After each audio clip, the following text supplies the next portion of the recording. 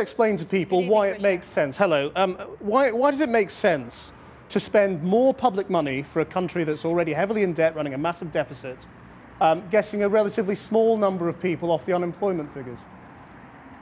Well, I think nobody should be left behind as the economy recovers. And what we saw in the 80s and 90s was that I think the Conservatives turned their backs on people, and you saw long-term unemployment rise to over 500,000 people, stuck out of work for more than 2 years. That is not fair. We must not ever return to that. And that's why we're determined that it's not just about keeping unemployment much lower than we've seen in previous recessions and lower than expected. It's also about helping the people who might otherwise be left behind and giving them a job guarantee, but one which comes with conditions too. Right, but you'd accept that we're talking about 35,000 long-term unemployed for more than 2 years at a cost of £150 million?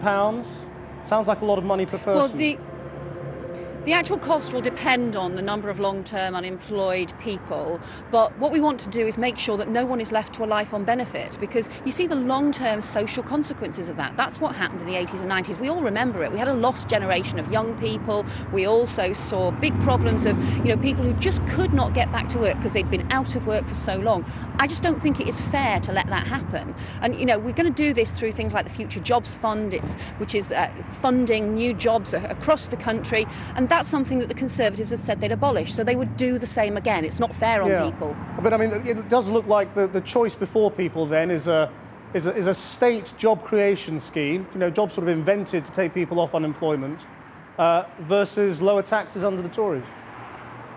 Well, no, this is a programme that is going to be funded by existing employment programmes. We have existing employment programmes of about £300 million for those who are long-term sick or long-term unemployed that we're going to be rechanging and reshaping in order to provide this job guarantee. Well, what kind of jobs will they be doing? That's the way we're funding this.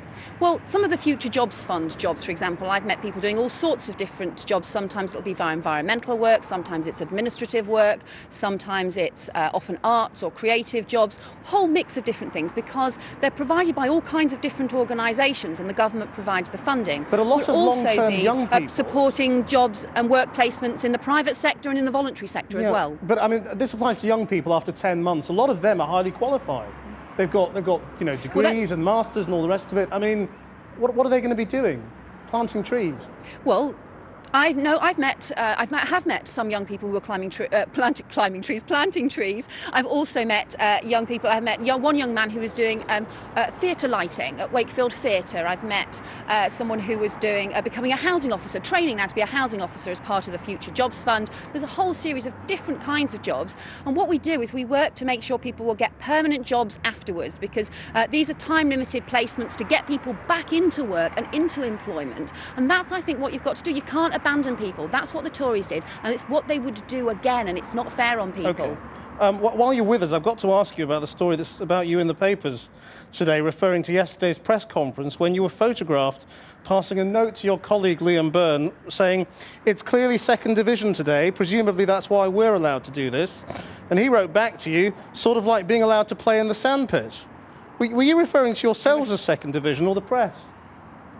I'm afraid we were joking in the press conference, and I'm afraid we were joking about the fact it was a very early morning, Saturday morning press conference, and there were very few of us there. There were very few, and it's no offence to those journalists who did make it to the press conference, but an awful lot didn't. And we were joking about that, when I'm sure we should have been listening and concentrating on the press conference. But in fact, it was my husband Ed who was the most offended by these remarks, because his team, Norwich, is in fact, of course, in the top tier, in the third tier of the English League. Yvette Cooper, thanks very much indeed. Thank you. Now, in the Thai capital, Bangkok, protesters say they will not negotiate with the government following their violent clashes overnight with government troops. At least 20 people died.